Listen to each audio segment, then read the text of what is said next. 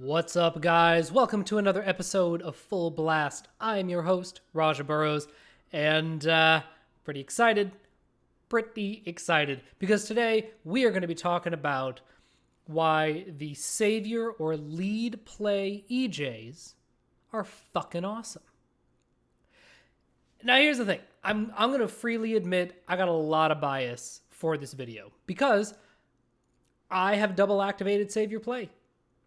So I am naturally going to vibe well with anybody who is lead or savior play.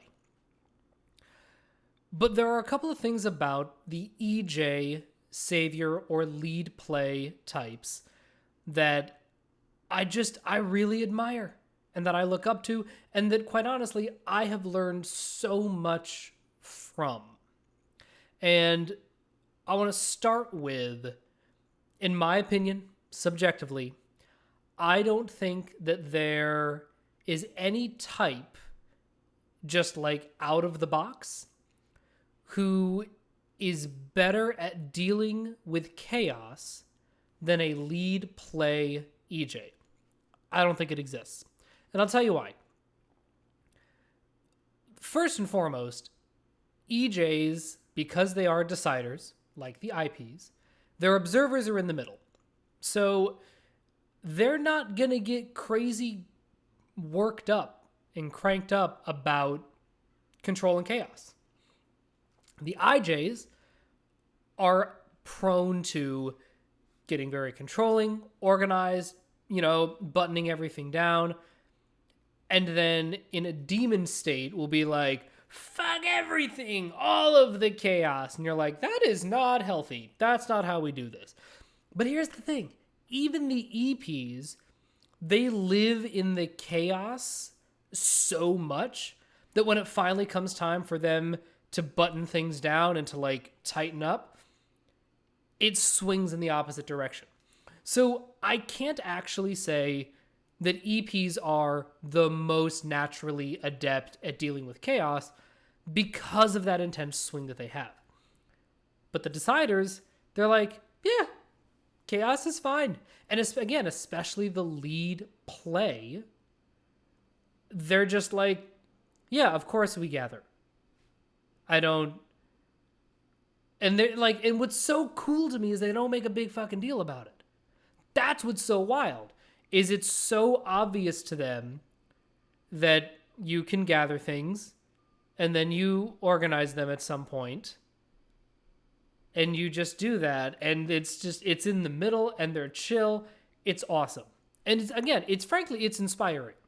It's inspiring as somebody who is an IJ who does struggle and has historically struggled with gathering, trusting the unknown, trusting the future, to see how effortlessly the lead play EJs do it.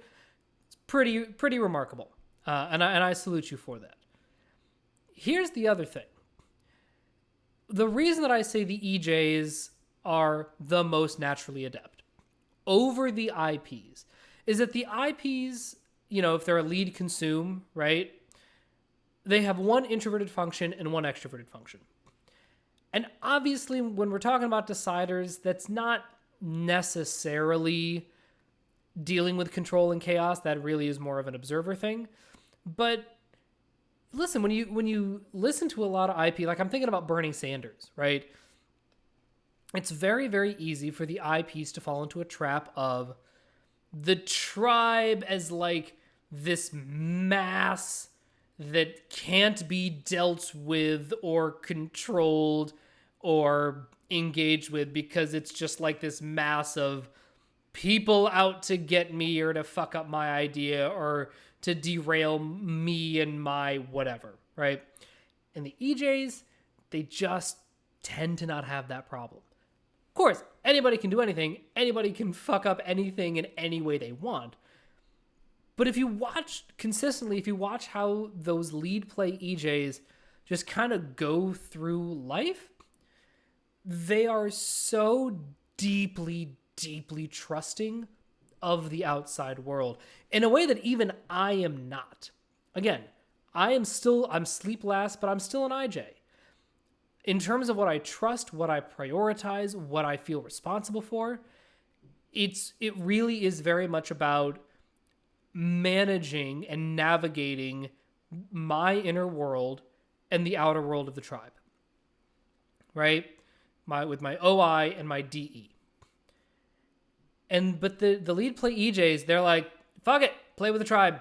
We just deal with it, and it's fine, and this is normal and natural and comfortable, and we'll connect with that person and that person and that person and give that person a shout out, and we'll take that question, and oh, look, we're out of time. All right, see you next time. Bye.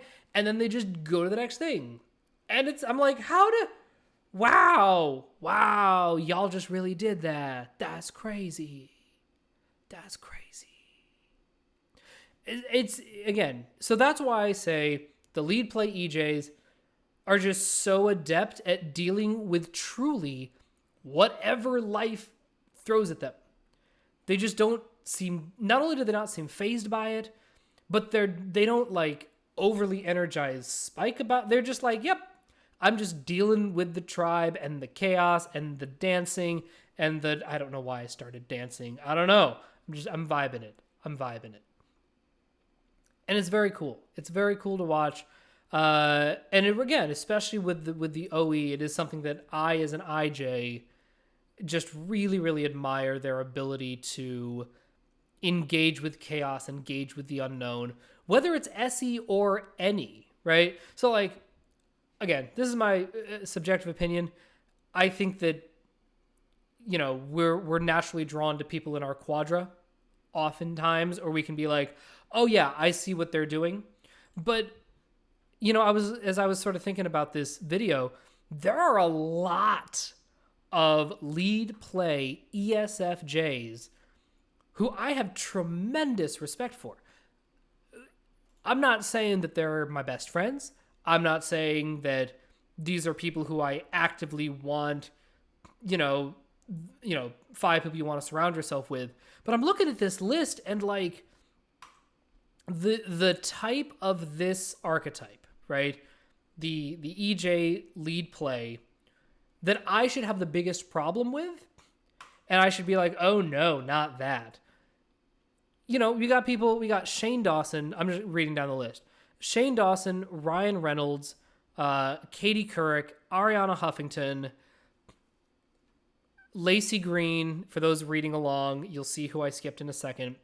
Tyler Oakley, Katy Perry, Greg Proops, Richard Simmons. Like, these are all pretty heavy hitter kind of people. We get down to the FESE. I mean, Jake Johnson. Who's cooler than Jake Johnson? Right? Oh, Will Smith. Right, there you go. As far as these ENFJ lead play, Jake Johnson, Will Smith, Gary Vee, Richard Branson. I personally think that Jamie Foxx, again, he has not been officially typed, but I think he's another one. He seems very lead play ENFJ in the Will Smith doc sort of thing. I'm like, y'all are fucking killing it. And again, I'm not saying that these are necessarily people who I want in my inner circle, but as far as just looking at people who get results in reality, you could do a lot worse than Katy Perry, Shane Dawson, Gary Vee, and Will Smith. Like, it's pretty good, man. That's pretty good. And, once you throw in the blast play. Oh, also, and again, that's just the FEs. Those are the people I should have a harder time connecting with, but I'm still like, yeah, you dope as hell. I mean, once we get to my quadra, right, then we get into Tony Robbins, Joe Rogan, Shan, Schwarzenegger, Jim Carrey, frickin' Jim Carrey. These are very, very successful people. Again, there's going to be variety, whatever. So, you're going to get, for every Tony Robbins, there's going to be a Monique. That's just how this works. But again, I look at this doc of lead play EJs, and I was like, they're getting shit done. They're just getting shit done. And I think that really is the strength of this particular type. Is once they're pointed in the right direction, they're fucking unstoppable. Unstoppable. Here's the trick. If this is your type, it is really, really important that you take the time to make sure you consistently point yourself in the right direction, and that, you know, you're able to navigate, like, where am I going? Let me take a guess at where I think I'm going, right? And again, I'm speaking subjectively, sort of like if I were an EJ, right, with my NF sleep last. But look, if you have SF sleep last and you're an EJ, TENE or something like that, you're also going to have to be like, okay, let me get the details down. Let me get my FI down. Let me make sure that I have some stability before I go running off a cliff. And what's so cool and counterintuitive, but when you think about it, you're like, oh my God, yes, of course. The EJs who really crush it, to use Gary Vee's speak, right, are the ones who have put in the time building that foundation. And that's what's really crazy, is because it seems like, oh yeah, they're just out there, doing this and that and gallivanting around and running around. And then they come back and they're like, oh my God, what am I coming back to? And if they don't have something to come back to, now they're going to run into some issues. So the way for the lead play EJ to maximize all of the good they can do in the outside world is to take even just 20% of their day to make sure that the thing they're building for themselves, and, to use Ed Milet's phrase, the promises you keep to yourself, and making sure that stays updated. So I'm going to tell an anecdote. This is not, obviously I am not an EJ, but it was very reminiscent of a kind of EJ swing. And it's the kind of thing that, again, if I had OP in my life at that time, I could have looked to these EJs to be like, okay, what are they doing? What do I need to do to make sure that I get the results that I'm looking for? And, as a lot of you know, I did musical theater for many, many years. I did live theater for many, many years. Even, TV and film, which I still do now that I moved out to LA. But when I was in my musical theater years, the biggest disservice I did to myself in my 20s was not checking in with the thing that I was building. Was not doing the okay, so again, here's a very abbreviated version of what happened to me. I had a lot of success in the outside world in the first year and a half of my career. I'm talking, I got an agent before I graduated college, like a really good, pretty prestigious New York agent, musical theater agent, before I graduated. So I just did a showcase, got signed, and just moved to New York with an agent. Off of my second audition, I was able to join the union, which was and still is notoriously difficult to do. I was nailing Broadway callbacks. Shit was really cooking. And then about 3 years in, around 2012, I was like, I am not seeing the success that I want. And, if I knew then what I knew now, or if I was advising someone in that position, I would say, here's the thing.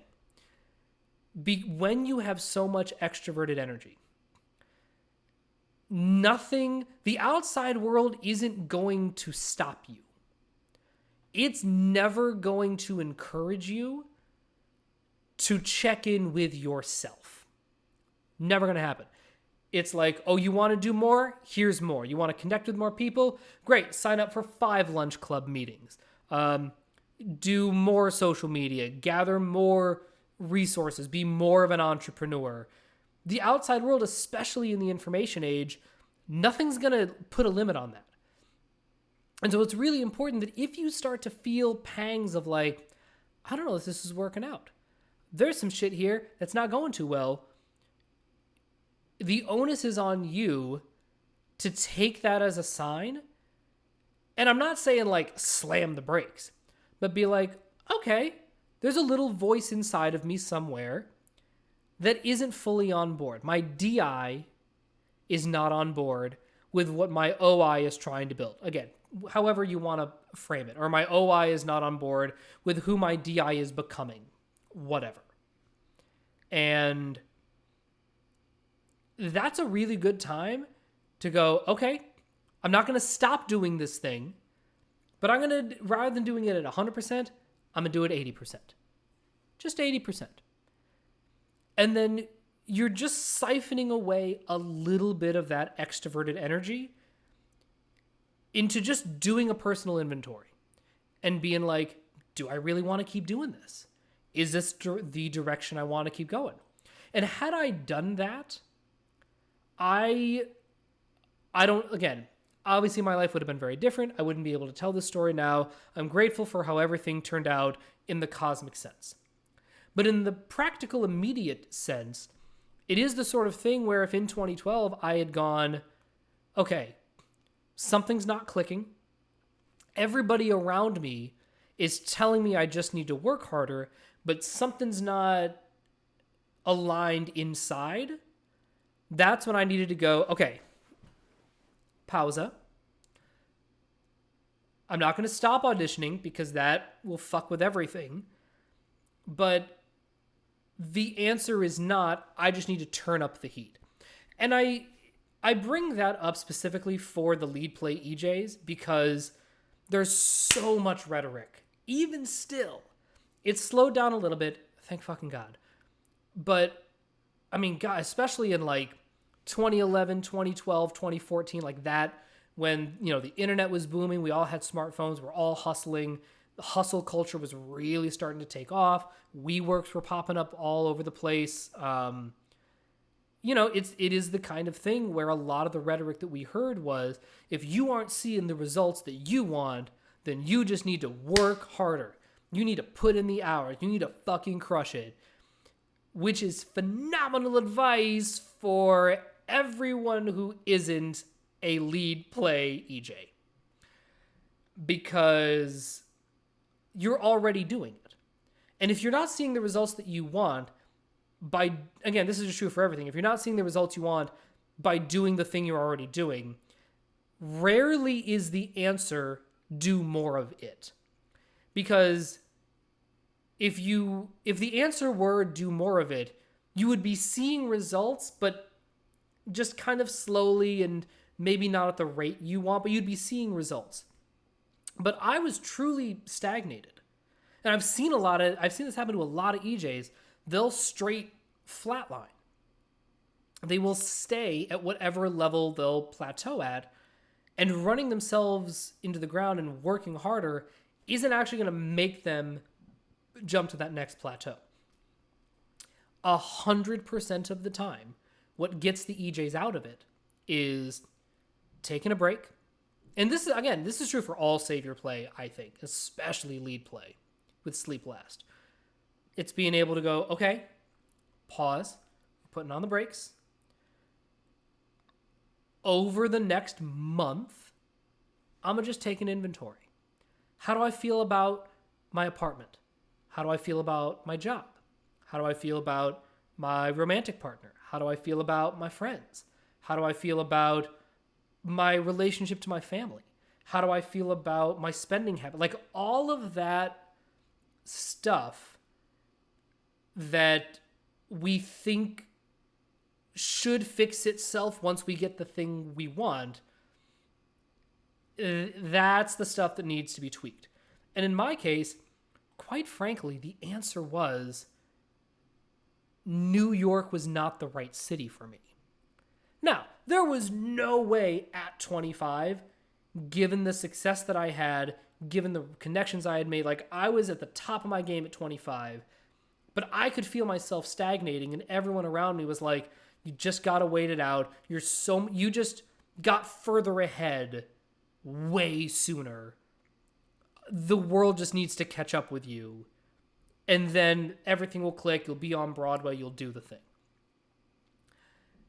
And again, it was really, really... And again, I was fucking 25. There's no way that I would have been able to go, I hear you, and you, industry professional, you, cadre of industry professionals who know objectively what works at scale for 20 years, y'all are wrong. Because that's not my... No, of course. Like, there's no way. There's no way that I would have been able to do that. But I do wish I had asked the question. And I wish I had gone, okay, something internally isn't jiving. And here's the thing. Maybe I would have transitioned to stand-up sooner. Maybe I would have, because I did musical theater along with improv. And then I was like, improv, like that is very much a dead end for me. I went back to musical theater. I tried to get into TV and film. It didn't quite work. And again, really what I could have and should have done is been like, listen, I'm just going to get off the audition circuit for 6 months.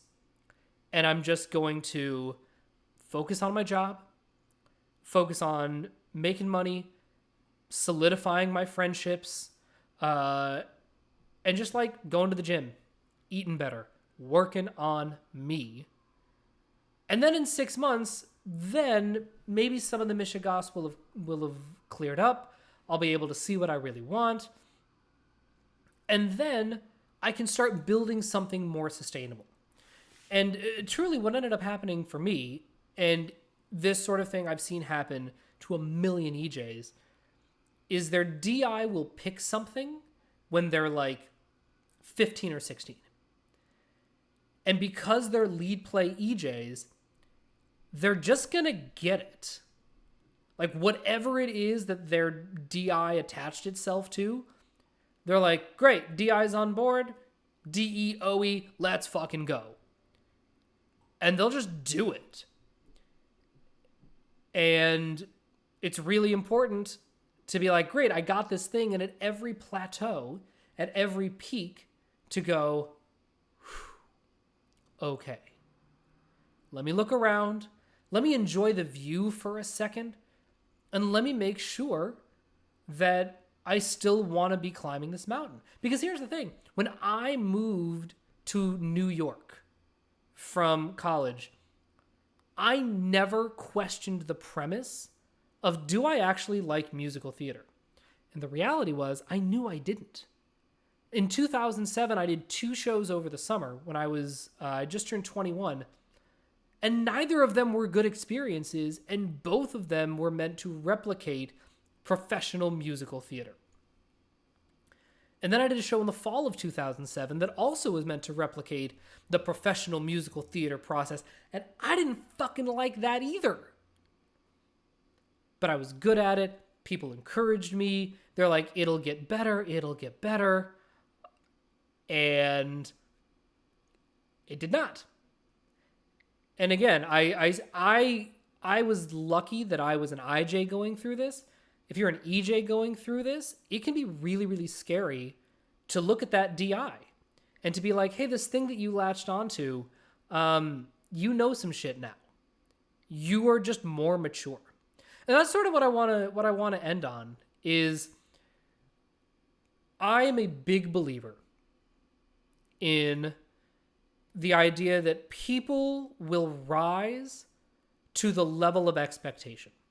If you treat somebody with dignity and respect and hold them to a high standard, they are going to bend over backwards trying to reach that standard. And they're going to do that because you have treated them with dignity and respect. They're like, holy shit, this is a person who I want, champion, because, oh my God, this person gives me dignity and respect, and this is their expectation for me. Let's fucking go. Right? And that's how we need to talk to our DI. And I say our because, again, my sleep lastness mirrors a lot of these, EJ lead play tendencies. It's our job to treat our DI with dignity and respect. And to treat it like the adult that it's trying desperately to be. Okay, so this analogy is going to be very specific to me. I don't mean anything disparaging by it. I mean this in the most uplifting way possible. This just happens to be my personal experience, so that's why I use this as the metaphor. So, you got to treat your DI like a brilliant 16-year-old girl. When I was a tutor, that's all I ever worked with. It was nothing. Most of my students came from the school that Gossip Girl is based on. It's called the Nightingale School. It's an all-girls school. I just tutored Gossip Girls all day. Like, that was my job. I tutored them in the SAT and the ACT. And I figured out that the reason that it worked is because I walked in and I didn't treat them like children. Because intellectually and in terms of the workload, they weren't. They were extraordinarily driven. They were smart. They had a lot of resources. And my job was to hold them to a high standard. And that's my advice and encouragement for you EJs. The more you can hold your DI to a high standard and say, you know what? You're better than this. You can think this through more deeply. If you have Demon TI at the bottom. Or if you have Demon FI, you can say, you know what? Do you really like this? I think you can go deeper. I think you can find more granular nuance to this emotion. And by holding your own DI to that, and you can do it kindly. I'm not saying you have to fucking beat your DI into submission. That's really not going to work. But if you hold space for your DI and treat it with compassion and dignity, truly, and say, I see the best in you. I see the best that you can be. And that's what I'm going to expect from you over time. Not tomorrow, not even a week from now, but this is what we're aiming for. We are aiming for this level of maturity, robustness, leadership quality. Your DI absolutely can do that. I've seen it. The most kick-ass EJs, period, are the ones that have decided, you know what? My DI matters. It deserves to grow. And it deserves stability and organization, and to marry that with this, this NI. It deserves that. And the more that you can do that for yourself, all that's going to do is make you even more adept at weathering all of the storms that the outside world is going to throw at you. Because here's the thing, as savior play, the outside world is going to throw a lot of shit at you because we just got to go. We're just on the go. We're meeting new people. We're doing new things. We're gathering experiences. The outside world is just going to keep hitting us.